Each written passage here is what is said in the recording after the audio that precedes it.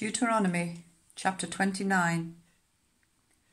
These are the terms of the covenant the Lord commanded Moses to make with the Israelites in Moab, in addition to the covenant he had made with them at Horeb. Moses summoned all the Israelites and said to them, "Your eyes have seen all that the Lord did in Egypt to Pharaoh, to all his officials, and to all his land. With your own eyes you saw those great trials, those signs and great wonders.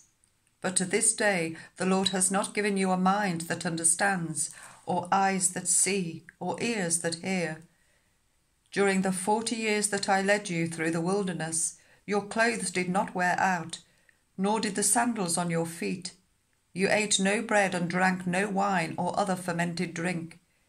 I did this so that you might know that I am the Lord your God. When you reached this place, Sihon king of Heshbon and Og king of Bashan came out to fight against us, but we defeated them. We took their land and gave it as an inheritance to the Reubenites, the Gadites, and the half-tribe of Manasseh. Carefully follow the terms of this covenant, so that you may prosper in everything you do.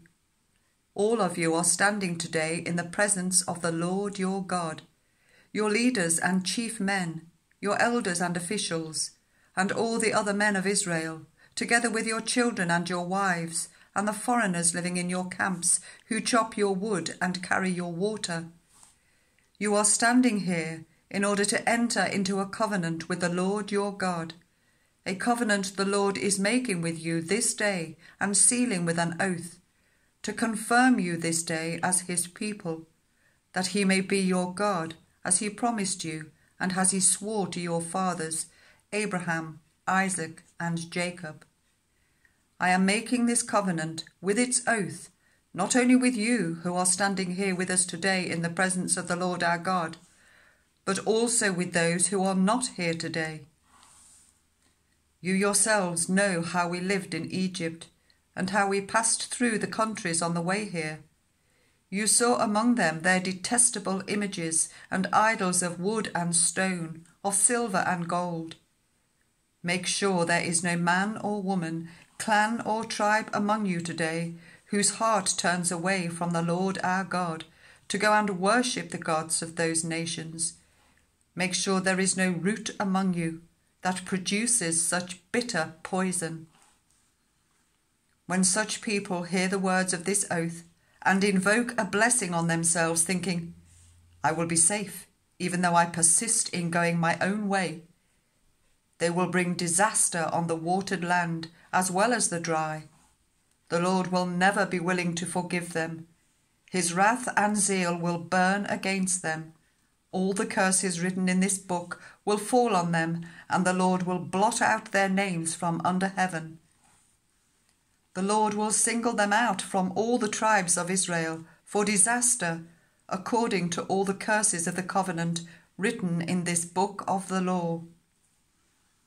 Your children who follow you in later generations, and foreigners who come from distant lands, will see the calamities that have fallen on the land and the diseases with which the Lord has afflicted it. The whole land will be a burning waste of salt and sulphur, nothing planted, nothing sprouting, no vegetation growing on it.